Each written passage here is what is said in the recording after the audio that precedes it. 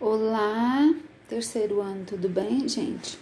Olha, hoje nós vamos ver um conteúdo que fala também sobre literatura contemporânea, só que essa literatura é a literatura africana, tá, gente? Olha, já de antemão quero pedir desculpa para vocês, porque todas as vezes eu coloco esse material, eu coloco em um slide que fica mais bonitinho e tudo, mas hoje a minha internet está bagunçada.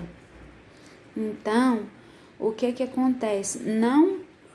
Eu não consegui arrumar em slide, então está em PDF, por isso que não está arrumadinho meu nome, o slogan do colégio, entendeu? Por isso, agora eu preciso que vocês me acompanhem aqui. Nós vamos ver sobre literaturas africanas contemporâneas, tá?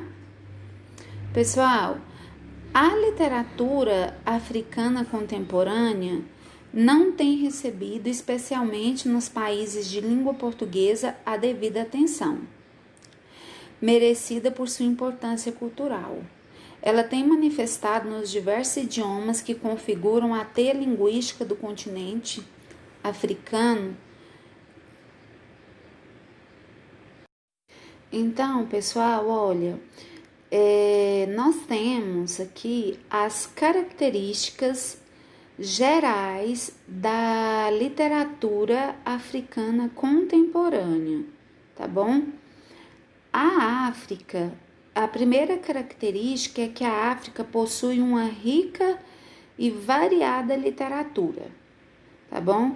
E a sua literatura escrita esteve sempre em débito com a literatura oral, na qual se incluem os contos populares, cujos personagens mais famosos são a tartaruga, a lebre e a aranha, difundidos por todo o continente e também no Caribe, Estados Unidos e Brasil, como resultado do tráfico de escravos africanos. É o caso, por exemplo, do jabuti, que aparece nas histórias da tia Anastácia, escritas por Monteiro Lobato em 1937. A primeira literatura escrita aparece no norte da África e apresenta fortes vínculos com as literaturas latina e árabe.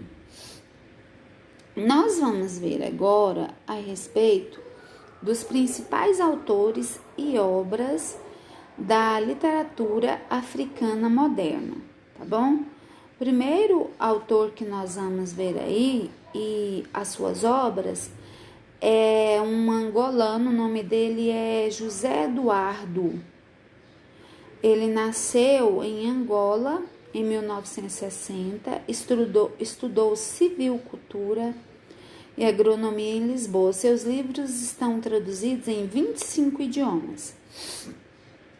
Ele escreveu várias peças de teatro: Geração W, Aquela Mulher, Chovem Amores na Rua do Matador e A Caixa Preta, estas duas últimas juntamente com Mia Couto. Ele foi contemplado com 3 bolsas de criação literária. A primeira, concedida pelo Centro Nacional de Cultura em 1997, para escrever Nação Crioula. A segunda, no ano de 2000, concedida pela Fundação Oriente, que lhe permitiu visitar Goa durante 3 meses, e na sequência da qual escreveu Um Estranho em Goa, e a terceira em 2001, concedida pela instituição alemã. Graças a esta bolsa, viveu 1 ano em Berlim e foi lá que escreveu O Ano em que Zumbi Tomou o Rio. No início de 2009, a convite da Fundação Holandesa para a Literatura, passou 2 meses em Amsterdã, na residência para escritores, onde acabou de escrever o romance Barroco Tropical. Agora nós vamos ver, olha aí, José Eduardo, Estação das Chuvas, Lisboa, Dom Quixote, 1996. Aí vem as falas da personagem Lídia ao narrador. A poesia surgiu entre a juventude como o mais óbvio caminho de afirmação cultural. Tiravam-nos tudo, a dignidade, as terras, os homens e, no fim, o próprio rosto. Tiravam-nos todo o passado e nós olhávamos em volta e não éramos capazes de compreender o mundo. Então começamos a escrever poesia. A poesia era o destino irreparável, naquela época, para um estudante angolano. Os jovens poetas tinham a consciência do seu papel messiano. Escrevíamos para a história. Agora nós vamos ver sobre o calibanesco personagem Antony Ninganessa. Estava sempre a dizer que as pessoas deviam deixar de imitar os brancos e ninguém devia vestir calças ou camisas. Ninguém devia comer em pratos de alumínio. Ninguém podia utilizar papel higiênico. Às vezes, exaltava-se e gritava que era preciso fazer tudo ao contrário dos portugueses. E então ele dava o exemplo e começava a andar para trás, como um caranguejo, ou sentava-se numa cadeira com as pernas dobradas ao contrário e virava a cabeça para as costas e falava não pela boca, mas pelo ânus. Agora nós vamos ver um outro autor e as suas obras. Que autor é esse africano? José João Craveirinha. Ele nasceu em 1922 em Maputo e faleceu em 2006. Ele iniciou a sua carreira como jornalista no Brado Africano e colaborou com diversos órgãos de imprensa em Moçambique. Teve um papel importante na vida da Associação Africana a partir dos anos 50. Grande parte da sua poesia ainda se mantém dispersa na imprensa, não tendo sido incluída nos livros que publicou até a data. Outra parte permanece inédita. Esteve preso pela PIDE em 1965 a 1969, na célebre Cela 1. Tem muitas obras publicadas, sendo considerado um dos grandes poetas da África e da língua portuguesa. Aí vem um depoimento autobiográfico do autor, onde ele fala assim, isso é de janeiro de 1977. Nasci a primeira vez em 28 de maio de 1922, isto num domingo. Chamaram-me Sontinho, diminutivo de Sonto. Pela parte da minha mãe, claro, por parte do meu pai, fiquei José, aonde?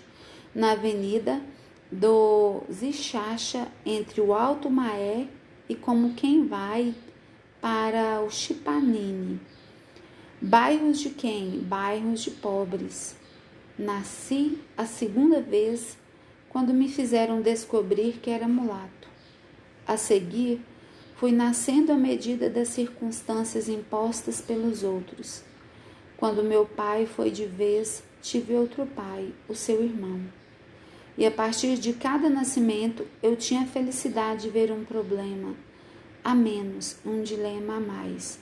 Por isso, muito cedo, a terra natal em termos de pátria e de opção, quando a minha mãe foi de vez, outra mãe, Moçambique. Opção por causa do meu pai branco e da minha mãe negra. Nasci ainda mais uma vez no jornal, o Brado Africano, no mesmo em que também nasceram Rui de Noronha e Noêmia de Souza. Muito desporto marcou-me o corpo e o espírito. Esforço, competição, vitória e derrota, sacrifício até a exaustão, temperado por tudo isso. Talvez por causa do meu pai, mais agnóstico do que ateu, talvez por causa do meu pai encontrado no amor a sublimação de tudo, mesmo da pátria, ou antes, principalmente da pátria, por causa da minha mãe, só resignação, uma luta incessante comigo próprio, autodidata. Minha grande aventura, ser pai, depois eu casado, mas casado quando quis e como quis, escrever poemas, o meu refúgio, o meu país também, uma necessidade angustiosa e urgente de ser cidadão desse país, muitas vezes altas horas da noite. Aí vem, ó gente, outro poema dele aí, onde ele fala assim: José Craveirinha. Lá acima. Eu sou carvão, tenho que arder na exploração, arder até as cinzas da maldição, arder vivo como alcatrão, meu irmão, até não ser mais a tua mina, patrão. Eu sou carvão, tenho que arder, queimar tudo com o fogo da minha combustão. Sim, eu sou o teu carvão. Aí vem José Craveirinha, grito negro. Eu sou carvão e tu arrancas-me brutalmente do chão e fazes-me tua mina, patrão.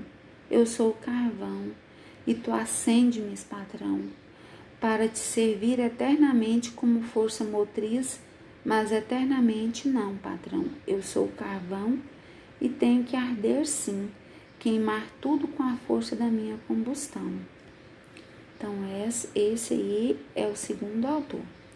Agora, nós vamos ver, pessoal, o terceiro autor das obras da literatura africana contemporânea é Mia Couto. Ele nasceu em 1955 em Moçambique. É biólogo, jornalista e autor de mais de 30 livros entre prosa e poesia. Seu romance Terra Sonâmbula é considerado um dos 10 melhores livros africanos do século XX. Ele recebeu uma série de prêmios literários e em 2013 foi vencedor do Prêmio Camões, o mais prestigioso da língua portuguesa.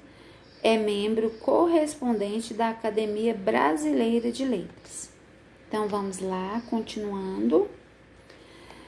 Sobre ele, tem esse trecho aí dessa obra, mas vamos falar agora sobre uma autora, né? Ela, sexo feminino, ó, Paulina Chiziane. Ela nasceu em 1955 e cresceu nos subúrbios da cidade de Maputo. Ela nasceu numa família protestante onde se falavam as línguas Chope e Runga. Aprendeu a língua portuguesa na escola de uma missão católica. Começou os estudos de linguística na Universidade Eduardo, sem porém ter concluído o curso. Participou da cena política de Moçambique como membro da Frelimo, na qual militou durante a juventude. A escritora declarou numa entrevista ter aprendido a arte da militância na Frelimo.